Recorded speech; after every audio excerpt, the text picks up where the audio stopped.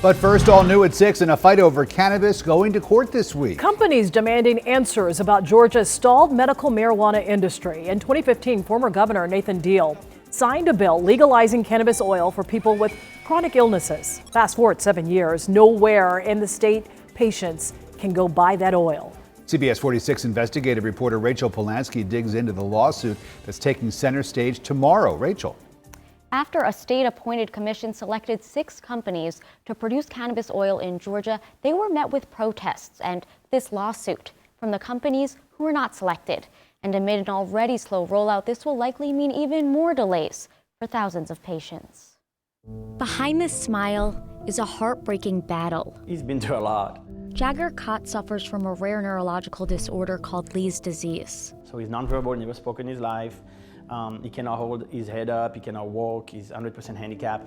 Doctors said he would not live past his 4th birthday. Today, Jagger is 11 years old. His dad, Sebastian, credits high CBD, low THC cannabis oil as the key to his progress. Right away, we saw some changes, but the one thing that I will never forget is Jagger hasn't smiled for probably a year before that. After like 2 days on the CBD, Jagger smiled again. For years, patients like Jagger have been waiting for Georgia to establish its medical marijuana industry. Finally, in 2019, this 7-member commission was chosen to craft regulations and license cannabis producers. And in 2021, they announced these 6 winners from a pool of nearly 70. Almost immediately after, there was backlash from some of the losing bidders over grading and redactions. To even pretend that you're doing something properly and objectively, you gotta at least do blind grading. They didn't do that. When attorney Jerome Lee, who is representing losing bidder Georgia Atlas, requested the winning applications, he got hundreds of blacked out pages. The secrecy thing is concerning. CBS 46 Investigates encountered the same thing when we received the government documents. A spokesperson for Georgia Access to Medical Cannabis Commission told us, quote, although the requested records exist, state law requires such records to be confidential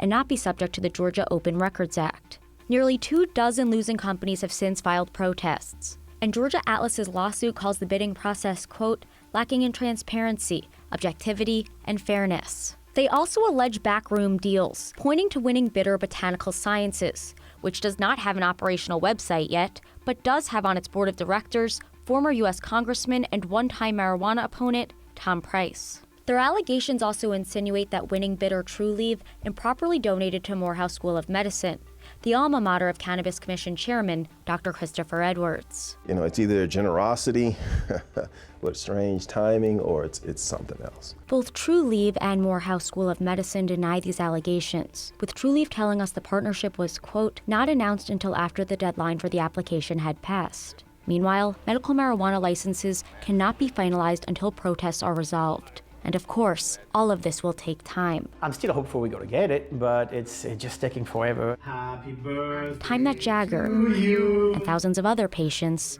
may not have. Now arguments begin at 10 a.m. tomorrow. Georgia Atlas is asking the judge to stop the commission from going forward with finalizing those licenses, while the Cannabis Commission is, of course, pushing to dismiss the case. We'll have an update on that tomorrow. Rachel Polanski, CBS 46 News. Tonight.